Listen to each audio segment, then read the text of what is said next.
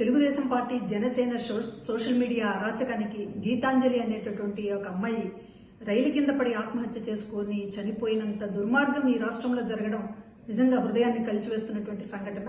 ఆమె చేసిన తప్పేంటి?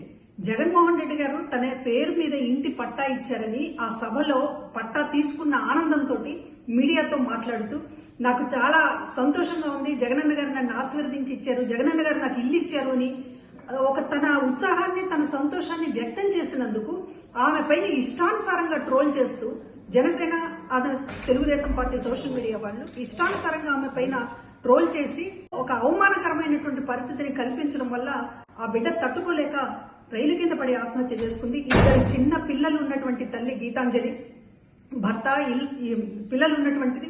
అమ్మఒడి పథకం కూడా అందుకుంటోంది.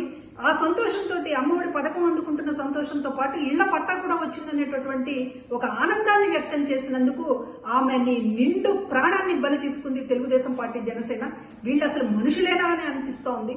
ఒక మహిళకి సంబంధించి ఇంత అండగా ఉన్నటువంటి ప్రభుత్వాన్ని చూసి ఓర్వలేక ఈరోజు జగన్మోహన్ రెడ్డి గారి మీద దాడి చేయడమే కాకుండా లబ్ధిదారులు సంతోషంతో 4 మాటలు మాట్లాడినందుకు చివరికి ఆ బిడ్డల్ని తల్లి లేని బిడ్డలుగా చేశారు. ఆమె నిండు జీవితాన్ని బలి తీసుకున్నారు.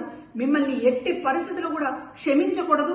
ఈ రాష్ట్రంలో ఉన్న మహిళలందరికీ కూడా చెప్తూ ఉన్నాము. ఇటువంటి ఒక ఆమెని ఇష్టానుసారంగా రకరకాల అవమానకరమైనటువంటి పద్ధతిలో ప్రాణం తీసుకోవాలన్నంత ఒక హింస పెట్టినటువంటి ఈ పార్టీలను ఎక్కడ ఉంచాలో మహిళలు ఆలోచించమని చెప్పి కోరుతూ ఉన్నాం.